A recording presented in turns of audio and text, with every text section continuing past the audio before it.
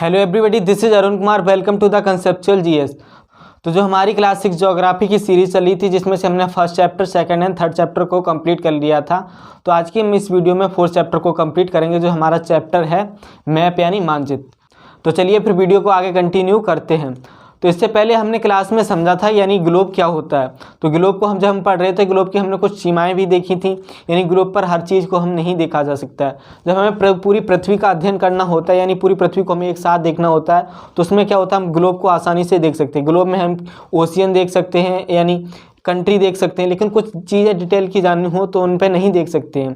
तो इसलिए ग्लोब की कुछ सीमाएं हो जाती हैं। जैसे हम पृथ्वी के किसी एक भाग को, पर्टिकुलर भाग को, या किसी स्टेट या किसी कंट्री को देखना, किसी स्टेट के डिस्ट्रिक्ट को देखना होता है, तो डिस्ट्रिक्ट को हम पर्टिकुलर एरिया से नहीं देख सकते हैं, क्योंकि ग्लोब पर हमें मेन चीज़ें को ही दर्शाया जाता है। तो हम छोटी छोटी चीज़ों का अध्ययन करने के लिए हम ग्लोब में नहीं कर सकते हैं। तो ये कुछ सीमाएँ होती हैं ग्लोब की, जिस कारण हम उसका उपयोग नहीं करते। हम किसी पर्टिकुलर एक छोटे से एरिया यानी किसी देश को देखना है, फिर उसके स्टेट को देखना है, उसके बाद हमें किसी विलेज या डिस्ट्रिक्ट को देखना है, तो उसके लिए हमें मानचित्र की आवश्यकता यानी मैप की आवश्यकता होती है। तो सबसे पहले हम समझते हैं कि मैप होता क्या है, यानी जो मैप होता है मैप किसे कहते हैं। तो देखो, पृथ्वी की एक सतह या पृथ्वी के एक भाग को जब हम किसी पैमाने के द्वारा एक चपटी यानी चपटे स्थान पर हम जब उसे दर्शाते हैं, तो जिस चित्र को हम दर्शाते हैं उसे हम क्या कहते हैं, मानचित्र कहते हैं। यानी पृथ्वी एक पूरी गोल होती है, उसके किसी एक हिस्से को हम जब प्लेन एरिया में चित्र द्वारा दर्शाते हैं तो उसे ही हम मानचित्र कहते हैं। और देखो, मानचित्र के लिए हालांकि बात की जाए तो पृथ्वी एक गोल सतह होती है, हालांकि पूरे गोल को एक चपटे स्थान पर दर्शाना असंभव होता है। जैसे गोल होता है वैसे हम चपटे स्थान पर दर्शाना तो हमारे लिए असंभव होता है। हालांकि बात की जाए तो मैप की कुल विशेष आवश्यकताएं भी होती हैं। देखो, कुछ मैप ऐसे होते हैं जिनमें हमें तथ्यों को दर्शाया जाता है, और दूसरी तरफ हम देखें तो मैपों की एक किताब हो सकती है, तो जिसमें मैप ही मैप दिए जाएं, इस हिसाब से भी हो सकता है। तो मैप का देखा जाए तो जैसे एक बुक होती है जिसमें सभी मैपों के बारे में डिटेल से दिए जाता है। जैसे हमारी ज्योग्राफी की बुक हो गई, तो पूरी बुक है उसे हम ज्योग्राफी की बुक कहते हैं। इसी हिसाब से जो बुक आती है जिसमें सभी मानचित्र दिए जाते हैं तो उसे हम एटलस कहते हैं। आगे बात की जाए मैप की, तो मैप विभिन्न प्रकार के हो सकते हैं, जिनमें से कुछ विशेष मैप होते हैं जिनके बारे में हम आगे समझते हैं। जैसे फर्स्ट हम समझते हैं, जैसे हम 3 टाइप को मैप के बारे में पढ़ेंगे। वैसे टाइप के तो मैप कई प्रकार के होते हैं, लेकिन विशेष रूप से हम 3 मैप के बारे में समझते हैं। जैसे हमारा फर्स्ट हो जाएगा फिजिकल मैप,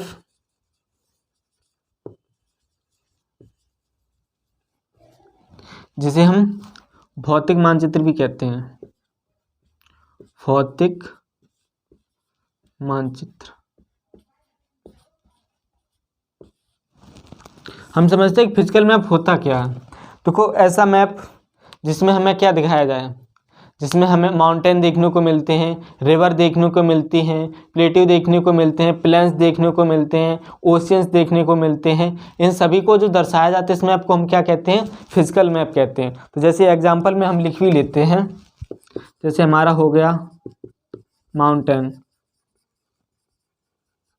ठीक, क्या हो गया, रिवर हो गई, रिवर्स, ठीक, ओशियंस हो गए,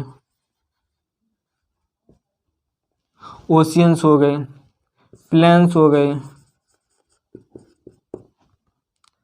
या प्लेट्यू हो गए। तो इन सभी जो मैप में हमें माउंटेन, रिवर्स, ओशियंस, प्लेट्यू या प्लेन्स ये सब दिखाए जाते हैं, दर्शाए जाते हैं, उन्हें ही हम फिजिकल मैप कहते हैं। यानी ऐसा मैप हो जिसमें हमें नदी दिखाई जाए, पहाड़ दर्शाए जाएं, या फिर महासागर दर्शाए जाएं, सागर दर्शाए जाएं, या फिर कोई पर्टिकुलर समतल पठार हो गई। हाँ, तो इन सभी को जो मैप में दर्शाया जाता है इन सभी को हम क्या कहते हैं, फिजिकल मैप। यानी ऐसा मैप जिसमें हम नदी, पहाड़ों के बारे में जानकारी को देखते हैं, वो हमारा फिजिकल मैप कहलाता है। तो आई होप आपको क्लियर हुआ होगा फिजिकल मैप में हमें क्या क्या पढ़ने को मिलता है। सेकंड हम समझते हैं जो हमारा आता है पॉलिटिकल मैप।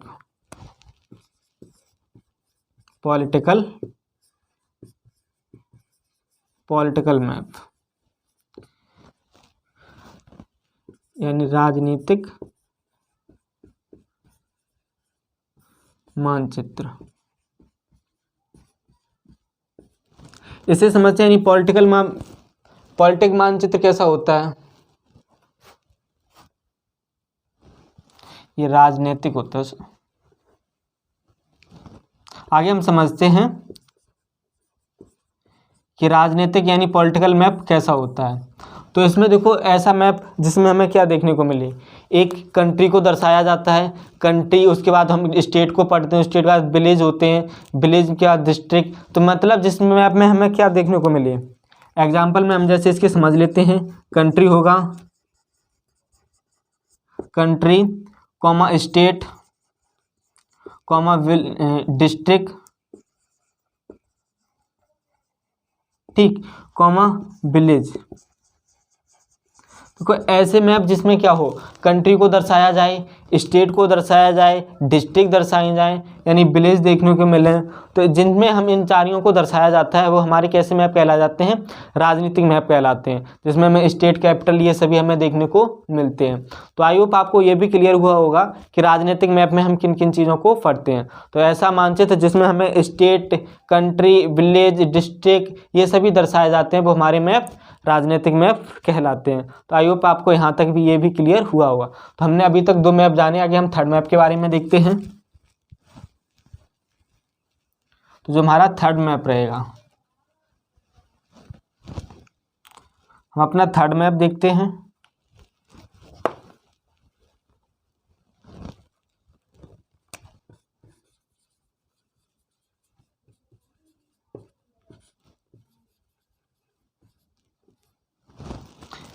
आगे हम थर्ड वाला मैप समझते नहीं, थैमेटिक मैप। देखो इसका हिंदी और इंग्लिश सेम ही नाम होता है, तो इसका कोई मतलब नहीं, जिसे हम थैमेटिक मैप कहते हैं। इस मैप में समझते हैं कि इस मैप में होता क्या है। तो देखो इस मैप में क्या होता है कि इस मैप में हमें दर्शाने के लिए, जैसे एग्जाम्पल में लिखते हैं हम इसकी, सड़क हो गई, ठीक, सड़क यानी रोड, रोड हो गया हमारा, यानी वर्षा रेंस हो गई, या वंश हो गए, फॉरेस्ट हो गई, ठीक, उद्योग हो गए। तो ये सभी जो इसमें आते हैं, जैसे हम किसी एक एरिया में उद्योग दिखाए जाएं, या सड़कें दिखाई जाएं, या फिर वर्षा का सिस्टम दिखाया जाए, यानी कौन कितने एरिया में कहाँ कैसी वर्षा होती है, तो इन सब के बारे में जो हमें दिया जाता है ये हमारे थैमेटिक मैप कहलाते हैं। यानी इन मैपों में हमें वर्षा की एक एरिया दिखाया जाता है कि वहाँ पर इतनी वर्षा होती है, उद्योग दर्शाए जाते हैं कि वहाँ पर ये उद्योग स्थित है, या फिर हमें सड़कें दिखाई जाए कि ये सड़कें कहाँ से कहाँ तक जाती हैं, तो सड़कों का मैप हो सकता है। तो ये विशेष रूप से जो मैप होते हैं ये हमारे थैमेटिक मैप कहलाते हैं। और इनके विशेष नाम की बात की जाए, जब जैसे किसी एक एरिया पर मतलब सड़कों के मैप बनाया गया है, तो उससे क्या होता है, जो चित्र दर्शाया जाता है, यानी जो मानचित्र दर्शाया जाता है, उसी के आधार पर हम उसका नाम भी करते हैं। जैसे हो सकता है और एक औद्योगिक मैप हो जिसमें उद्योगों को दर्शाया जाता है, तो उसका नाम हम उसी के आधार पर करते हैं।